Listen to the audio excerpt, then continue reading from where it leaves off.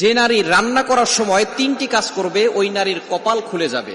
আল্লাহ পাক রব্বুল আলামিন ওই নারীকে সম্পদশালী বানিয়ে দিবেন। আল্লাহ পাক রব্বুল আলামিন ওই নারীর ঘরে বরকত নাজিল করবেন। ওই নারীর ঘরে আল্লাহ পাক রব্বুল আলামিন রহমত নাজিল করবেন। অনেক মা বোনেরা এখন কিন্তু সংসারের ভিতরে সুখ চান, শান্তি চান, ঘরের ভিতরে রহমত চান, বরকত চান। বিশেষ করে যে সমস্ত নারীরা সংসারে বরকত চান তারা কিন্তু অবশ্যই এই তিনটি কাজ করবেন। দেখবেন আপনার ঘরের ভিতরে শান্তি আসবে এবং আপনার রান্না সুস্বাদু হবে এবং আপনার রান্না যারা খাবে তারাই আপনার প্রশংসা করবে। আমরা অনেকেই কিন্তু নিজের প্রশংসা শুনতে চাই এবং অনেকেই আমরা ঘরের ভিতরে বরকত চাই, রহমত চাই। এজন্য আমরা এই তিনটি কাজ করব। নাম্বার 1, 1 নাম্বার হচ্ছে আপনি যখনই রান্নাঘরে প্রবেশ করবেন তখন আপনি সালাম দিবেন। মনে রাখবেন রান্নাঘরে কিন্তু চুলা আছে।